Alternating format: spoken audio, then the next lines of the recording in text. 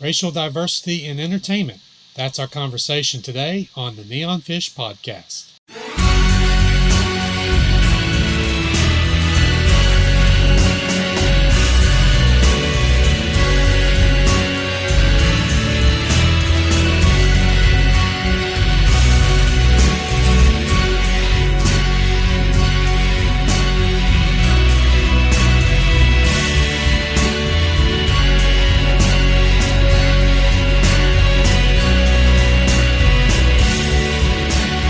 Hello and welcome again to the Neon Fish Podcast. I am your host, Kevin Newsom. Thank you for joining us, whether you're on YouTube watching with video or on your favorite podcast app with audio. Thank you once again for being here. Today, I'm pleased to have with me my guests, Donovan Neal and Parker J. Cole, both authors, Christian writers, and they are here to have a conversation with me. Thank you, Donovan and Parker, for being here. Thank you so much for having me. Yeah, it's a pleasure. Now we're going to talk about what might wind up being a taboo subject. We're going to talk about a little bit of the whole racial issues that are going on in arts and entertainment, and the what's just talk about what the real issues are. And those on YouTube can obviously see the differences with the video here. I feel a little obligated to make sure our audio listeners know that I am a 40-something white man that was born and grew up in South Mississippi. And so my opinion just really doesn't matter. I'm about as politically incorrect as you can get. And I have here with me my two guests, Donovan and Parker, and both of them. Well, you know what? I'm going to say the right thing first. These two are my brother and sister in Christ, children of God. And as far as I'm concerned, that is really the only thing that matters. And I am glad they have agreed to join me here, because at least I know that my brother and sister will have an open, honest discussion about just how crazy the world seems to be getting right now over this whole, what in kingdom terms is not a big deal, skin color issue. But in worldly terms, it seems to be a big deal and seems to be getting worse and worse. So my guests here, Donovan and Parker, you are both, well, can I say black? Am I allowed to say black? Yes, you're allowed to say black. I'm allowed to say I don't know anymore. Or person of color. I don't know. What's the, you know what? Why can't we just, I'm going to start using condiments instead. And we're going to call these people over here, y'all going to be mayonnaise. And we got some mustard people and some ketchup people and some barbecue sauce, and we all go good at the picnic. So let's just, and some of you got too much vinegar in you, and you're ruining the picnic for everybody. Can I do that? I know exactly what you mean. I know exactly where you're coming from. And I'm pretty sure Donovan has experience too, where you have authors, white authors, or either authors of different ethnicities come to you and say, hey, I have a black character in my story. How should I describe them? And I would say, well, you describe them how you best feel. But just due to the sensitivity of the current climate, people are nervous about offending people and being offensive and being offensive. And it's to the point where anything can set it off. So basically, a lot of people are walking on eggshells. And that's where I am. I want to do the right thing, but I don't know what that is anymore. It seems to have changed over the past 10 to 15 years. Just somebody make me a list. Just make me a list of what I can and cannot say. It'll be a very long list. You have to scroll it up like how in the Ten Commandments when Charles Heston just scrolled up, just scroll up. But what were you going to say, Donovan? Yeah, I just think that you're right. It's definitely a lot of people. We're in a climate where people feel more offended, are more easily offended. I'm thinking of the scripture in 1 Corinthians 13, where it talks about love is not easily provoked.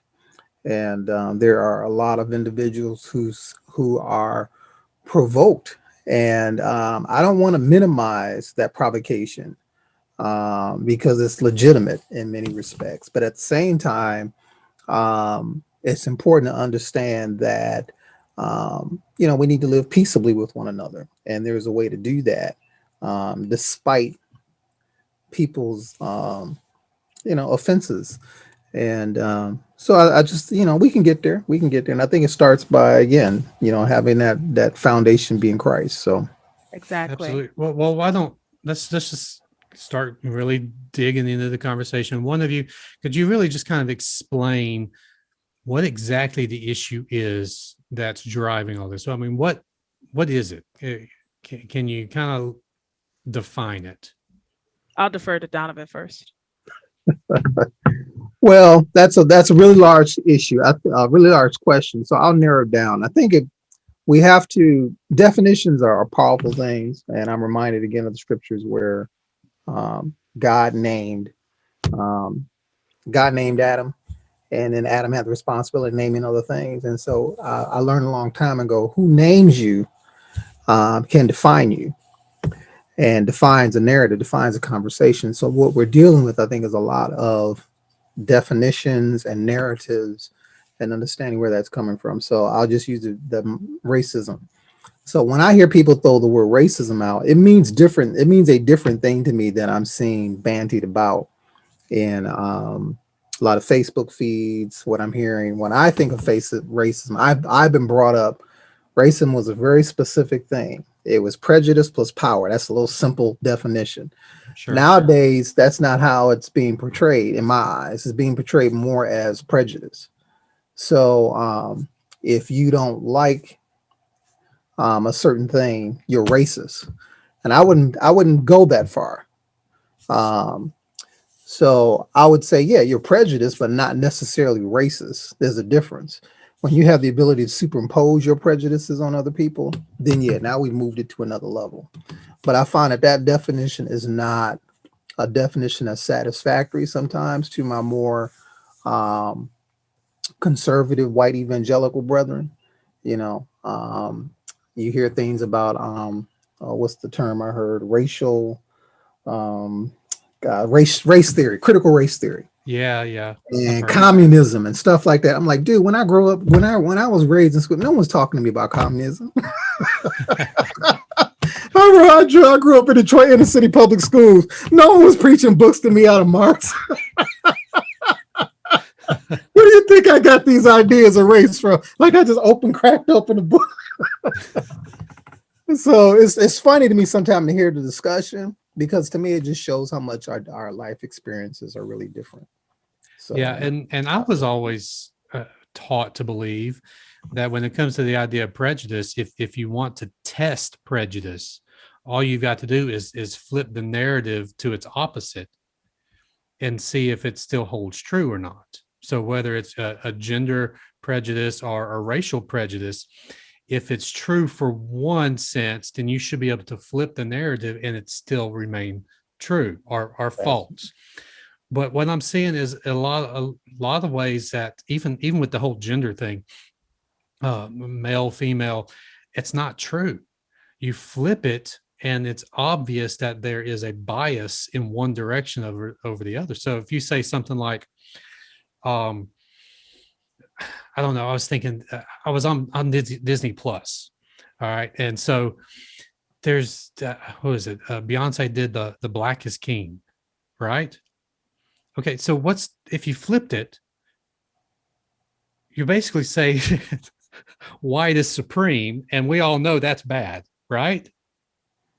So why is it okay in the one sense and but evil in the other sense? you want to tackle that one, Parker? Well, it's funny that you mentioned that because this happens a lot in a lot of different ways. And one of the reasons why is what Donovan says, the definition. And but people will counter you and say, you know what, you don't have the right to say that because for so long, white has been king. For so long, whites have controlled the narrative. For so long, this has happened. And there are instances where we can, well, not even, there is a historical record showing that. Now people are expanding the narrative, and that is an important part of the discussion. For example, when it comes to history, people are used to seeing African Americans in one light. If we go to the Civil War, we see them only as slaves, only as oppressed. But that narrative is wider than that. And Hmm. now we're starting to see it. So and I've had this happen before. So when people say, well, Kevin, you shouldn't say that because you're a white male. And yes, black is king, but no, white is not king. They're actually responding to a historical precept that was true. You have to remember, too, there was a time where African Americans had to give a reason for their existence. We have to go back into the narrative, back into the past, and the past does continue to shape the future. So, for example, like one preacher I heard talking about this, I mean, not a preacher, it was Roland Martin. He's a very prominent Black outspoken um, media personality. He said, I don't have to give you my freedom papers. I don't have to give you my past. I don't have to explain my existence to you. And then people say that, well, no, you don't have to. But if you're talking about many years of having to have to do that, and then now you say, well, we say black is king. What people are doing, they're fighting against a historical precept. And that's something that needs to be understood. I'm not saying that it's right, but it is a fact of a Right. life that has to be acknowledged. And so Right. for me, I may look at Kevin and say, oh, Kevin's my boy, Donovan's my boy. That's no big deal. But for these people, they're looking back and say, yeah, you cannot say white is king because so long white has been king. For so long, this has happened. So that's why people say that. Do I necessarily agree with that? I'm going to keep quiet on it, but I understand why they would reject you saying that and Right. accept the other part. What about you, Donovan? Please correct me where you feel I'm wrong. Seriously. Oh, no correction, no correct. I just think you hit on the key. When I think you just simply, I think Kevin, as a white male, as a white person, you're not the audience. When someone says Black King, they're not talking to you. Right. Fundamentally, that Black person is talking to another Black person, and 9 times out of 10, they're specifically talking to a Black male, and particularly young Black males, because young Black males in the historical narrative have been at the bottom of society. In fact, a lot of us only see our history from the standpoint, again, as Park was saying, in the media portrayed as slaves and nothing else. It's like, other than our time as slavery in this country, that's where we begin, Right. you know.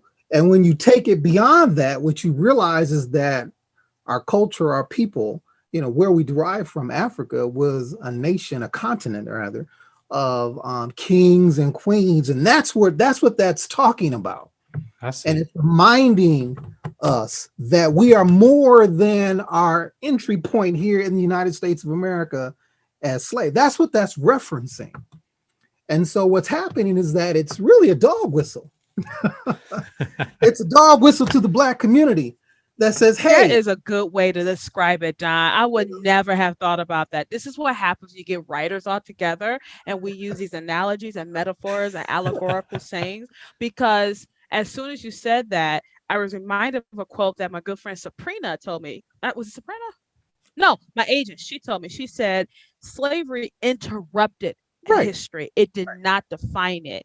And these are the kind of conversations, they're very difficult to have because I'm sure Kevin, you're like, you know what, but that wasn't me. I didn't do that to you. And I agree with you wholeheartedly. I agree with you. I remember when the whole stuff, when it really blew up with George, when it really blew up with him. mm-hmm. Yeah, and that's Um, about to blow up again, by the way. If you've been following the news, the trial is about to start. So yeah. hold So now on. it's going to be a lot more of this just prick, prick, prick, prick, prick. But what happened is that uh people start having a conversation. So Donovan, you may have experienced too. All of a sudden, you had like this influx of white friends say, "Are you okay?" And I'm thinking to myself, "I'm fine. I'm not. We're not related. Right, Okay. I'm not laughing because he's bad, but I'm like, we're related. There is no monolithic. It's not like Spock. Remember Spock when all the ship in Star Trek, the original series, when the whole ship got destroyed by the amoeba, and Spock was like, oh, and it was like, what's wrong, Spock? He said, all 400 Vulcans died just now, and it's not that. Nothing like that happened. I'm still alive. I did not feel his pain or anything. But that's what happens. So part of the narrative too, part of the understanding too, is that there is no monolithic Black mind. If there was a monolithic black mind, then me and Donovan will be talking the exact same thing right now. There isn't. We have two different perspectives on two different things. So Well, let there you me go. ask, what's the perfect end result of all of this? I mean, I always thought the end result was that there was equal inclusion, equal representation, but it seems to be swinging into a voluntary segregation again, which is not the world that I want. But we're seeing, there's more black only things. Do we And again, do I we think need that, that? yeah, I don't think the issue is need. I think the issue is, it's like you got, when you are the dot, you are aware that you are the dot in the room. When you, and because you're not the, and the room recognizes that you are different. When I went to predominantly white, I went to predominantly white um, high school. I was the only black person, only African American in my graduating class of 400. Oh wow. And I learned a lot, but I had come from Detroit. So I went from this all black environment to this all white environment. And my story was such that the Detroit News did a story about me to see what, and it was during the period of time of the Brown versus Topeka Board of Education um, ruling. And so they wanted to see, they took my story and then they took the story of another white man, a white student, and they compared and contrasted our stories. And the reason you had to ask the question as to what we should be called, is it okay to call you black?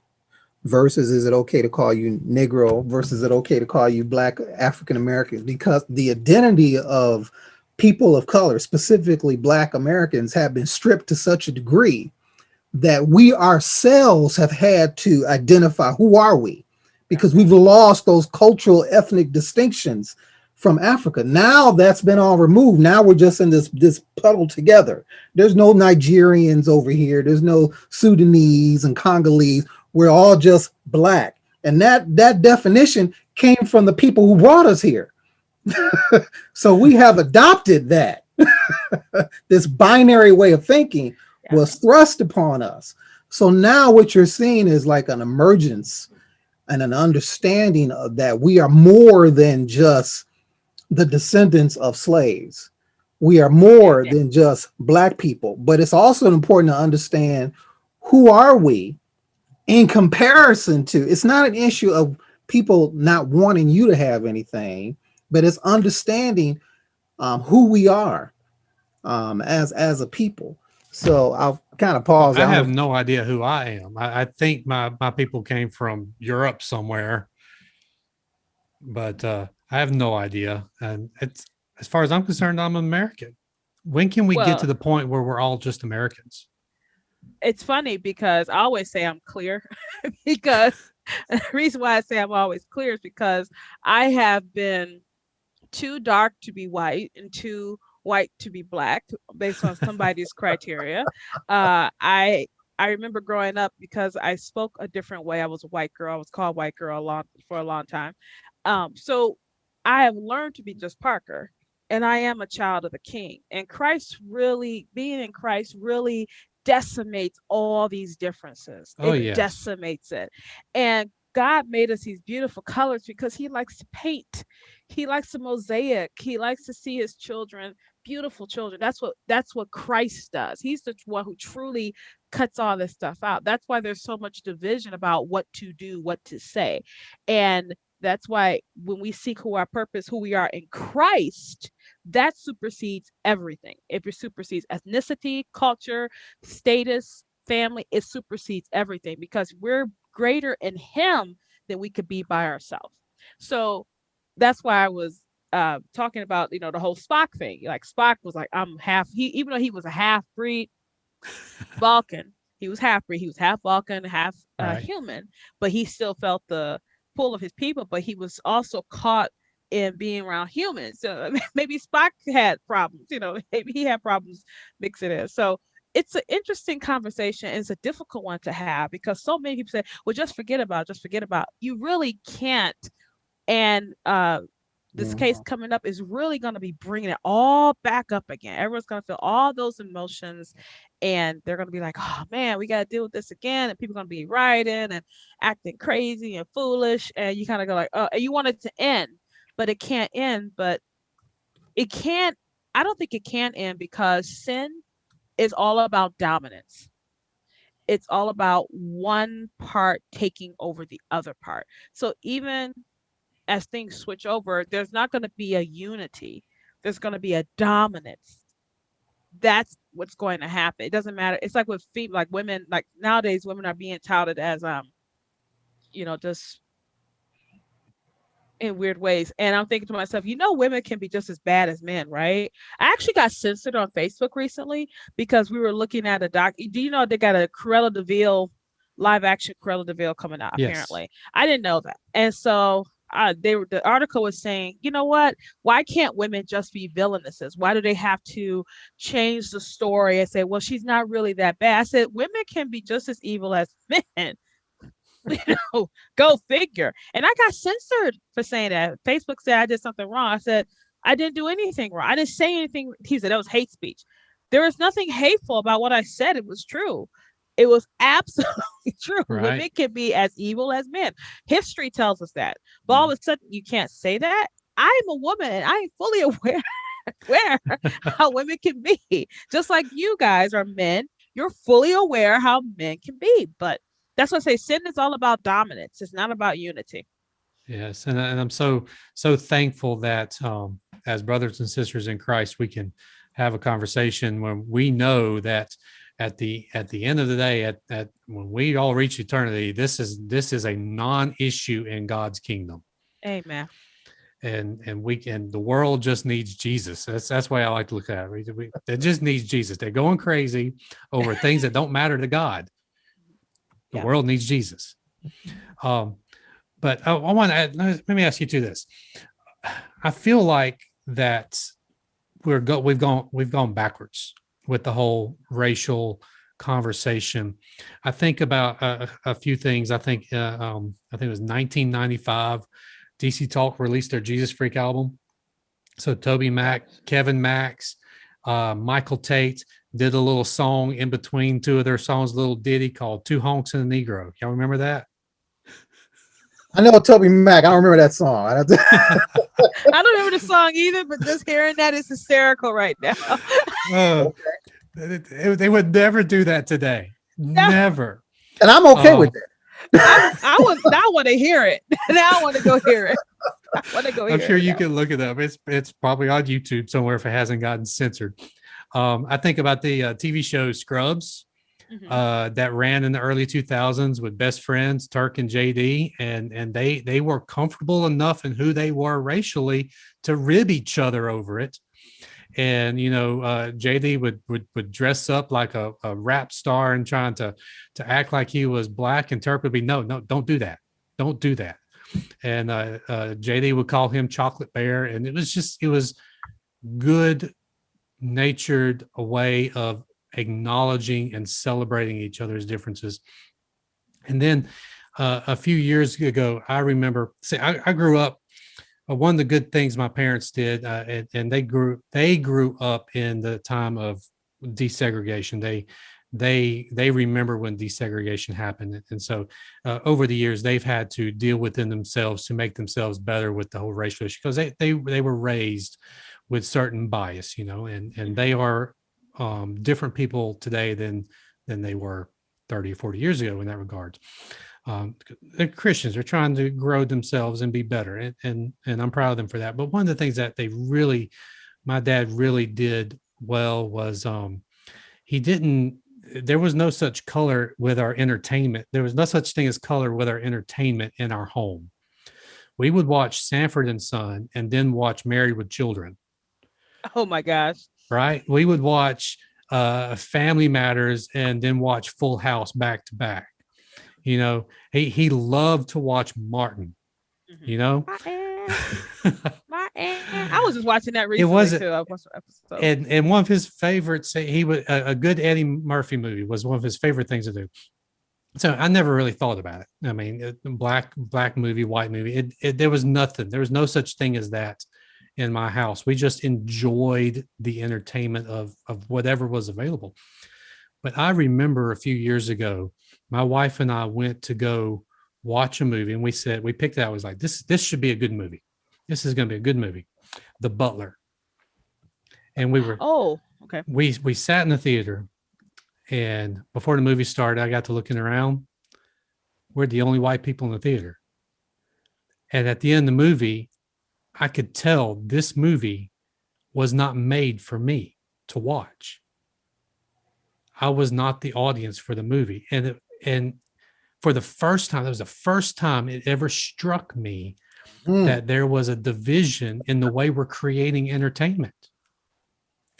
And so I can't help but wonder, are we going backwards? Or No, have we actually made progress? Yeah, to me that's no different than going on Amazon and and looking at you're not there. There's a African American fiction section. You're not going there probably 9 times out of 10. You want to think twice about not going there. I wouldn't have looking for it. I would expect it all to be mixed in. No. I think, and here's the thing for me. It's like I've grown up with all those shows too. Sanford and Son, The Jeffersons, Archie Bunker, Good Times. Most of those shows are not written by Black people. And so they're not necessarily true to the experience of us as Black people. But those are the shows that we are the ones almost that's the narrative that's being portrayed to people. Now, this doesn't mean that those shows weren't enjoyable to watch. It doesn't mean there's nothing edifying to get out of those shows. But if I wanted to make a show, going back to The Butler, about the experience like that, I wouldn't expect that to come from basically a white guy. Right. Sure. So it's not an issue of going backwards. It's an issue of telling a broader and making more stories available. So there are more stories out there to be told. And it's not a matter of whether they're Black stories or white stories. They're stories. Right.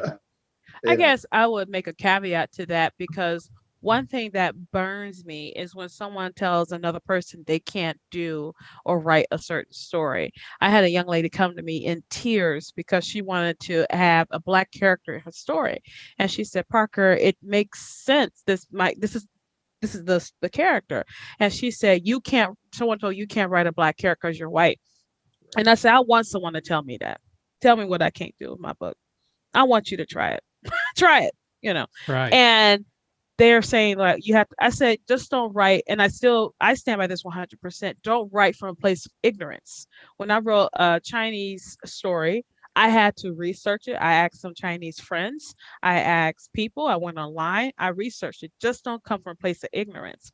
Or if the color is not about a cultural aspect to it, then it's fine. If you're writing, let's say, some space, whatever, and the person just happens to be African American and Black, and you're just using it as a character because they come from another planet 3 mile, on Mars or whatever, that's fine.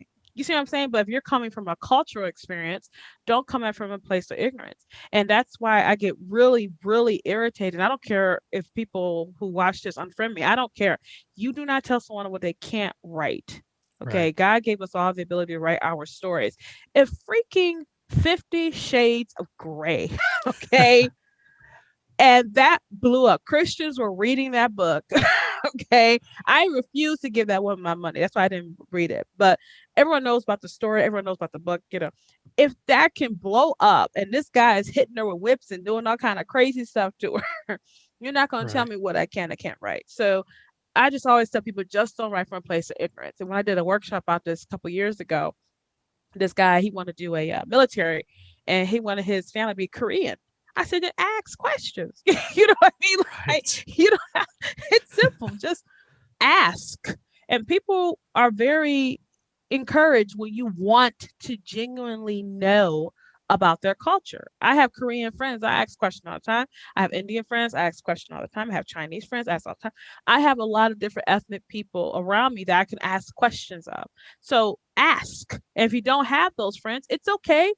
you still got time. Go ahead and Right. ask. And my wife and I were having a conversation earlier about this. It's difficult to know where the line is. I guess the line doesn't really exist anymore. It's just a big old gray box now, Yeah. between trying to properly represent and celebrate through imitation or through writing or whatever another culture versus a cultural appropriation, or you can't do that because you don't have the right. You're not black, so you can't write a black character. You're not Chinese, so you can't draw a Chinese cartoon in your children's book. Yeah, that's Yeah, it ridiculous. gets Bringing into up Dr. differences. Yeah. Seuss. Yeah, I'm sorry, Dad. Go ahead, guy. I'm sorry. yeah. I would just say that I agree with Parker in the sense that write what you want to write, but be respectful to who you're writing about. Um, I think it's just as simple as that. So I'd agree. I'll be 100% behind that. I just think the thing to remember is that entertainment predominantly, um, in the same way, I think most people would agree that African Americans in the United States, and let's make it clear, when we talk about race, we're primarily talking about stuff that's happening in this country. We're Yeah. not talking about the broader world. you're Yeah. you're exactly right. I had a We're friend tell we're in me a one time. microscopic. Right The here. I world is X billions of people, and there's 330 million in the U.S. Let's make it clear. We're talking about race relations primarily as it relates to what's happening in the United Yes, States. yes, Okay, and we're yes, talking about white evangelicals, conservative, liberal. When we have these, we're talking about the U.S. So we have a yes. Us's very and them's. We like Church of making us's Jesus and Christ them's. is worldwide. Okay, generation to generation. Oh, so I always laugh when I hear stuff everything is just we're the center of the universe. Did You you know, know? You didn't know that? I'm like, geez, Louise. So, but really getting to the issue about entertainment. So I think there's two aspects of it. I think there's the part that Parker talked about, and that is like, look, uh, I'm not of X ethnicity or culture, and I have to write or create entertainment content that deals with somebody that I'm not familiar with. Well, you know what? Get familiar with it. I think Right. of Moana, the Disney That was good. that came out. The creators really took the time to understand that culture, and they were praised by the people when that movie came out because they took the time to do that. I think if we as creators do that 9 times out of 10, you're not going to have a problem. There's always going to be the one. You're not going to please everybody. Then I think there's the other side of it, which I'm addressing, and that is the issue of the majority of content is not controlled or created by African Americans when it comes to entertainment. And that's what you have to understand too. It's like, so our stories are not the stories that are primarily been told historically in media, and so now that there's an ability to tell those stories, that's what you're seeing. Would be the fact that there's a BET means that there was enough money and somebody said, hey, you know what? Our stories haven't been told. There's a genre that African Americans, there's content that African Americans would like to see. And that's why you don't have a white entertainment network, because everything is white entertainment. Yeah. Yeah. Yeah. you know, And that's just the way it's just been that way. And that's why right now people are aware of it. Probably maybe there were like dissident voices saying this stuff, but now when the whole George Floyd thing happened, and I think it was George Floyd, Ahmaud Arbery, but it's just years and years and years of this stuff happening. And then the pandemic hit, everyone had nothing else to do. No one had nothing else to Yeah. do. And then we saw this thing happen and really started to open up these sores that we have been sitting on for a while. And so it opened up conversations that had to be spoken that had not been spoken before. And again, I'm not one to put a broad paint a brush on everyone. I do as much as I possibly can to see people as individuals. I see Donovan as an individual, see Kevin as an individual, but we do understand that these things have happened to African Americans for a long time. But I'm Sure. gonna, and now, Donovan, you may disagree with me on it, which is totally okay. But I'm also the opinion that no one ethnic group holds the banner of pain. I think we all have hurt. Every ethnic group has hurt another ethnic group at some point in history. I don't think, like, I remember this one poor man. It was so sad. The guy was talking about how he has this phobia where he's afraid of people. He was a Jewish man, and it was during World War II, and he was being stared at by this guy, and the guy was like, "Are you a Jew?" And he was like, "No, I'm Catholic." So he was scared, and that led to this years and years of being afraid of people. And so he was telling his story, and I was like, "Wow, that's just terrible." All of a sudden, this guy in the comment section goes on and says, "Well, your story is sad, but I have to tell you that Black people have been the most oppressed, depressed, suppressed, and oppressed people on the planet." I'm like, can he have his moment of pain? It's his story. He is telling his story about his personal experience, and you come down here and automatically just slap his pain away because his pain can't be as bad as yours. Hmm. No, we don't hold the banner of pain. We don't hold the banner of mistreatment. I don't believe we do. Now, Don, you may disagree with me or may make a caveat to my statement, which I'm totally fine with. But I just think that everyone has their own pain. We shouldn't negate everyone's pain either. What's your thoughts? Before I'm sorry, Kevin, I didn't mean That's to fine. say That's that. fine. This is good. That's great. Okay. I don't think there's an issue of agreement or disagreement. I Mhm. think it's more of an issue of the fact that there's just simply there's diversity in the world. Yeah. And in the same way that there's a lot to discover in the planet, just from a scientific standpoint. Right. And so we should mine that. We should discover that. We should extrapolate all of that. And that's what you see when you have historically, and again, I'm thinking binary right now. I'm primarily thinking white and black because historically within the United States, that's how things have Right. pretty much been contextualized. Sure. Okay. So I am painting a broad stroke, but not taken away from what Parker has said, but only because I think historically that's accurate within the U.S.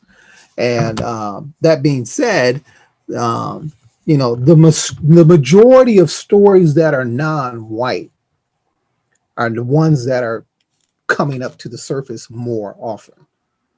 I won't even say more often. People are being more aware of them. I think that's due to a lot of things: the internet, the centralization of media, the fact that people have greater wealth. I don't think there's one thing that's the result of that. So African Americans in particular have always had a creativity when it comes to music, but you have not always seen that same level of influence affect the visual arts. Okay. And I could say that even with the African American church. It's like the fact that you had, like I was thinking about, how many African American Christian fantasy authors do you know? I wasn't sure they existed, honestly. Exactly. That's the point. And it's not that I was trying to not see them. I mean, exactly. I think I asked Parker that question last time I was on. I said, where are the Black men writing Christian fiction? Exactly. Thank you, Don. Don is like, hello. Exactly. But I mean, when you go to a bookstore and you go to the Christian section and you find Black male authors, it's mostly like self-help empowerment. God wants you to be your best type of books. Jakes, Miles Monroe, Tony Evans. Yeah. It's always a pastor, and it's always, I should say always, usually it's a pastor or somebody who's thinking about the famous speaker, Black male, dark beard. I'm forgetting his name. He's bald-headed. Kind of bald, yeah. I'm sorry. We both got brain freezes right now. But anyway, oh gosh. Usually it's some type of self-help kind of thing. So you're not typically hearing of African Americans, Black people writing about dragons. Writing about dragons and stuff like that. That's not something we're not known for that.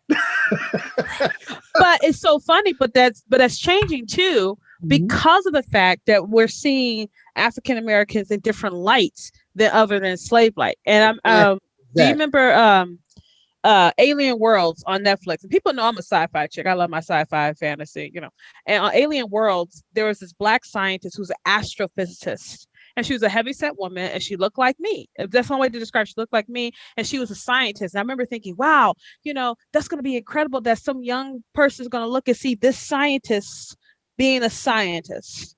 And I used to be a little off about representation, but now I see the importance of it. not to say you have to be a scientist, whatever. But I'm just saying that she saw herself. So there is something to it. Do we should make it the for all and be all? No, but there is something to it. So, and I know Donovan was like, you got to tell him about RM when you went to RM that one time. You got to tell him. I started that. So it's Go ahead. funny because I got invited to Realm Makers. It's an awesome group. It's an awesome experience. Yes. I advocate anybody. We're all Realm Makers members. Yeah. So I love it. I had a great time, but I was the only Black person there. And again, I'm the dot. Okay. So I am, so in the same way, that feeling that you had being in that movie theater, seeing all of that, being around and realizing I'm different. You know, that's the experience I had going to Realm Makers. It's not intentional. No one said anything bad or anything like that. Everyone treated me with dignity, respect. I had a great and wonderful time, met a great and wonderful people. And the conference organizers, it was, like you said, it was not intentional. Yeah. They want anybody who writes this stuff to come regardless of race or gender. Exactly. And I know that. Like, so the question I have to ask is, where's my people? Where are they? Where are they? Where are my people? You know, why aren't they there? And then I went to a Black, not a conference, but a Black book fair in Detroit. And I'm like, here they are. Yeah. They're just different markets, and they meet differently, and how they do things is just different. But here they are. They were all there, you know. Yeah. But I found it's primarily centered around the African American church. That's where the nucleus is. And so Realm Makers doesn't probably have, I'm guessing, I'm speculating, I don't know. But my guess is they probably don't have a lot of experience with the African American church. And that's why that connection is not being made. Sure. I don't know. And I'm glad you went there, because that's sort of where I want us to kind of wrap this discussion up with this last little bit. Being in ministry, I am well aware that the Christian church in America is the most segregated institution in our country, and we shouldn't be. We should be doing better. How can we as a church do better? Ooh. You the pastor. Well, I know people say, oh, but the Black church, they worship differently than the white church. I'm like, well, can't we find a way to worship together? We're worshiping the same God. Let's find a way to worship Where together. I'm going to joke with you, Kevin, and say, man, you can't hang in church for hours like we hang in church, man. You say, white man can't praise and worship for hours now, and then go out, then come back to church and do all. Wait, that was my husband's problem. When he came to my church, we be in church. He was like, all day. He was like, what are we still doing here? Because he was raised Catholic. Okay, you got an hour. Okay, everything hour. Okay, and he was like, what are we still doing here? You know, he was like, and then. I'm used to it, so it's no big deal. But I gotta tell you this time, I go to predominantly white church, and I don't like my hour. We are done in an hour. I like that. I'm with you. You know, and it's fun. And see, those things are fun because at the church I go to now, when I first went there, it was very different from everything I had ever known. It was very different. I did not want to be there. My husband would not go back to my church. He would not go back. He was like, I'm not going anywhere. I don't want to go. All right, fine. So what happened, I was a pew warmer for about a year. Then my grandma talked to me. She got me off my butt. And then they offered, hey, you want to come sing? So I went to go sing. And so I started doing what I have been doing at church, you know, clapping and jumping around, stuff, and, you know, stuff I've been used to. And one lady came, she was like, who are you? She said, who are you? I said, you know, she said, you have so much energy. I've never seen that before. And I'm like, she said, how do you stay on beat? Honest to God, it's like what she told me. How do you stay on beat? How do you move and turn with the beat? I said, I really can't tell you that. It's something I really can't teach it to you. So, but going back to your question, Kevin, we're not just going off topic. We're going on question. Sure. We're saying that it's mingling, it's understanding, it's being willing to go visit, it's being willing to do that kind of stuff. we had a Catholic priest actually when I used to go to the old church.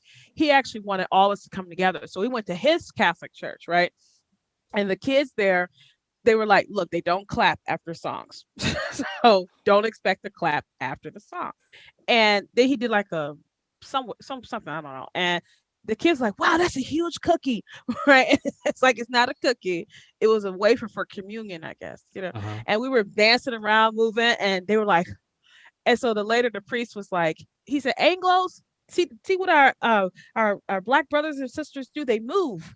He was like, look, they could do that too. It's just not, I don't want to say force it, but being open to fellowshipping together, being open Right. to having those. Because in black churches, that's what we did. If we want to support one church, we go to afternoon service, 4 Yeah. p.m. to 6 p.m. or 6 p.m. to 10, whichever one, and you will fellowship.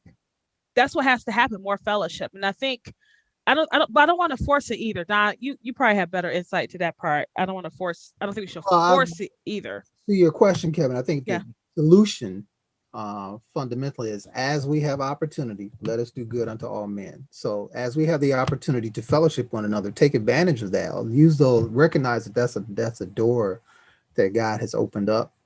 And that might just simply mean just visiting another church. It just might simply mean introducing yourself. It might mean how I got to how I got to be the dot was that another brother in Christ, prominent brother, just simply say, hey man, I really encourage you to go, da da da da da, and I went. And I'm willing to go back again, even if I'm the only other black, even if I'm the only black person there. I think it's the same thing when it comes to church. You have to be willing to reach out. That's what the gospel is all about. Amen. About getting out, getting out of Salt Shaker, getting out of the four walls. And if we're not willing to do that, there'll never be any changes. Sure. So that means we got to be creative in terms of our willingness to really extend ourselves. It's amazing me when I see churches spend thousands of dollars to go overseas to Africa to help kids, but never go visit another black church in their own state. That's crazy to me. Yeah. And as a minister, vice versa. yeah, it does. It hurts. It hurts my heart a little bit to know that the church can't seem to find a way to look like we're going to look in heaven, right? So you think that being in the church should be practice for what we're going to do in heaven together, and for some reason we can't. We've struggled to get there, and I would really love to see more of that mingling together. And if we can be an example, if we can show them how to do it right, we can have these conversations and get together and worship together, fellowship together, then maybe some of this craziness going on in the world will start to settle out, and people will start to, see each other the way God meant us to see each other. Amen. And like me and Donovan, me and Donovan get along, and we can have the conversation and not flip out and get mad and say, Kevin, you can't ask that question.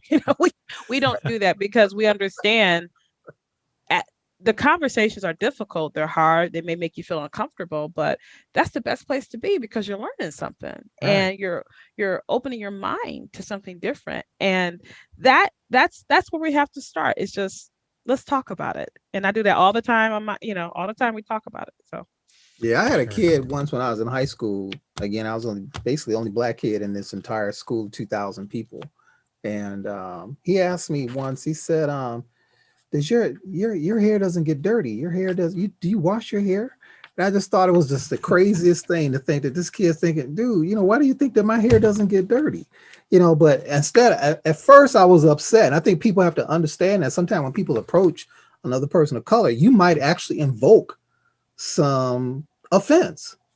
But at the same time, the onus has to be on us sometimes too, to realize that you're not trying to be offended. You just honestly don't know.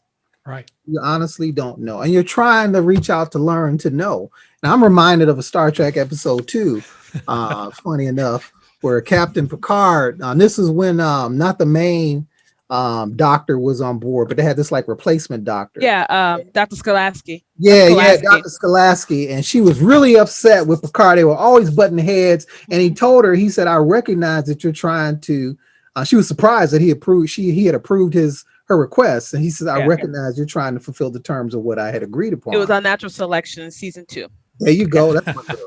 And so that's how I realized when it comes to like that students, like I realized he was just simply trying to read. He was not trying to be offensive. He was honestly trying to know and understand.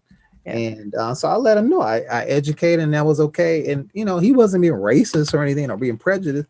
You know, he had some ideas that were just simply wrong, you know, but I had to be in a place personally where I was willing to receive him and not go off on him.